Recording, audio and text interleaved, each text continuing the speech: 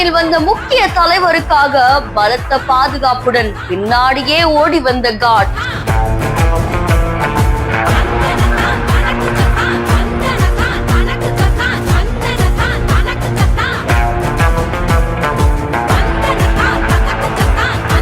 அடடா, மக்களோடு மக்களா கலந்து சந்திரபாபு நாயுடு அவர்கள் இப்படி ஒரு விஷயம் பண்ணிருக்காங்களே.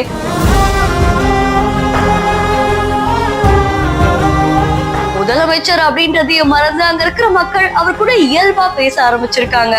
இந்த வீடியோ சமூக வலைதளங்கள்ல வைரலா பரவிட்டு இருக்கு. சந்திரபாபு நாயுடு அவர்கள் ஆந்திரால இருக்கக்கூடிய குர்னூல் அப்படின்ற இடத்துக்கு போயிருக்காங்க. அந்த குர்னூல் பகுதியில இருக்கக்கூடிய மக்களை சந்திச்சு, அங்க இருக்கக்கூடிய வியாபாரிகளை சந்திச்சு நிறைய விஷயம் பேசியிருக்காங்க.